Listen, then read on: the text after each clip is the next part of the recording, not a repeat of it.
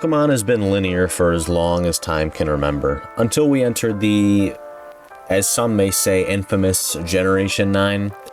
Now, I didn't have a terrible time on my first playthrough of Scarlet or Violet. Not really at all, but after 2 full playthroughs, it got me thinking about my feelings on Pokemon's first attempt at a mainline open-world game. Because open-world games tend to have a lot of critics, and I think some of the reasons why are certainly valid, and I had to wonder if Pokemon Scarlet and Violet fit any of those checkboxes. And after those questions, the big one hit me: do I prefer Pokemon when it was more linear of a direction, or with the freedom provided by open world?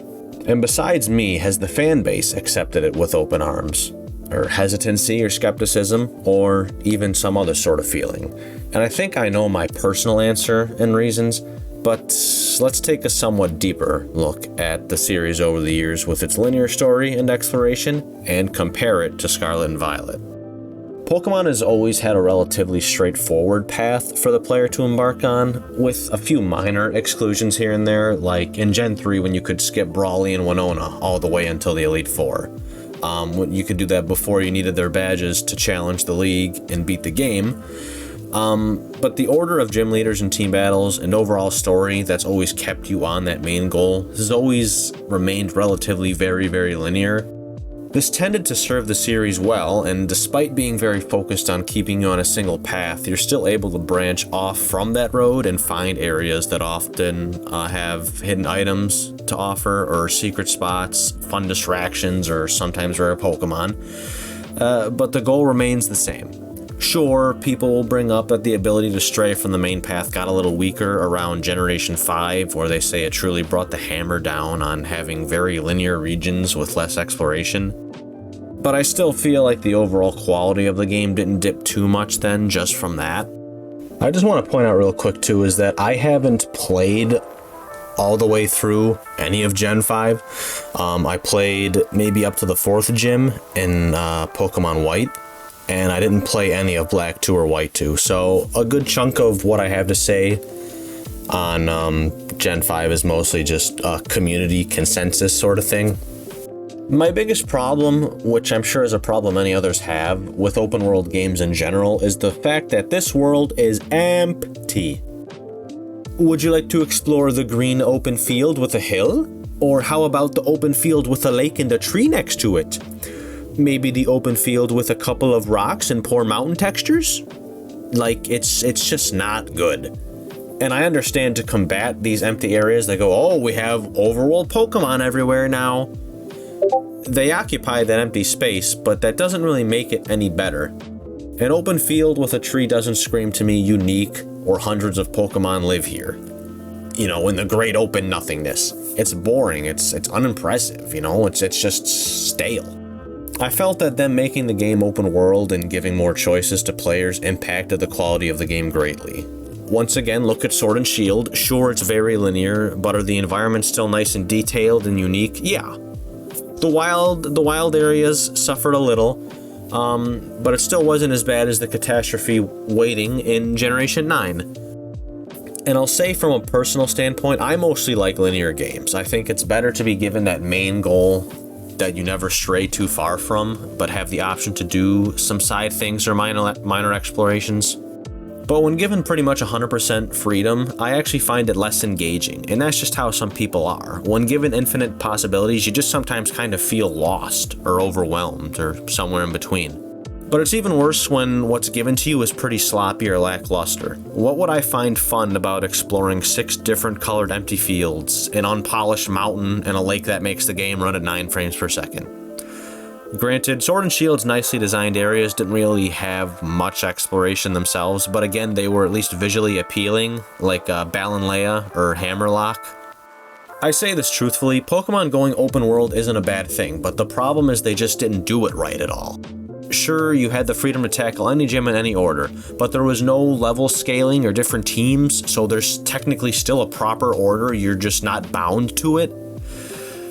But it's going to be impossible to have like a level 10 Pokemon and then go and say, oh, I'm going to do this gym on top of the mountain. You know, you can't have your level 10 battle his ace level 48 Altaria. It's just not going to happen. You also need to do certain parts of one of the other missions, the Titan Pokemon, to get abilities for Miraidon and Koraidon to access other areas, so you still sort of had a restriction and specific path to take at those certain points anyways. And sounding like a broken record, everything is bland and the same. One of the biggest joys of open world games is to explore the diverse and creative areas and chase discovery, but it's all just one big wet fart in Scarlet and Violet. Open world games are heavily reliant on having a world worth exploring, so if the world is lame, what do you have? And this ties into another problem. So one of my favorite open world games all around was Elden Ring. Exploring all the new unique areas for a first time was absolutely incredible, and I'll never have an experience like it again. But even after that first playthrough, the magic isn't even half as good that next go around. And I find that most open world games, even with good exploration, and get ready for this terrible drug analogy, have that heroin high sort of design.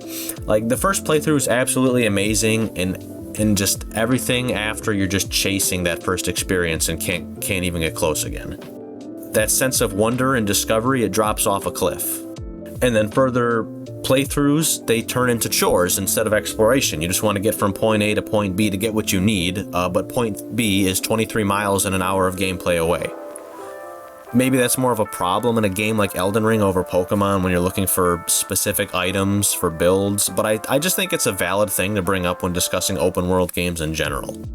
Lots of people like being given a straightforward direction, give them a path dead ahead, and it can have small branches every now and again, and that's all they need for maximum enjoyment and good replayability and to keep them engaged. Because when you're given an open world that's got a surplus quantity of things to do, but very little is quality, you don't have a good recipe, especially one that's going to keep people coming back for seconds or thirds. And again, I personally prefer a well-crafted linear experience, but there isn't really an overall problem with Pokemon going open world. It's just I don't think they were ready to make that jump yet, because their execution so far was horrendous. And we can say some of the blame is on the hardware they had to run the game on wasn't good enough, yada yada. But we've seen the things the Switch could run even prior to it with Xenoblade and the open world Legend of Zeldas, so that doesn't check out.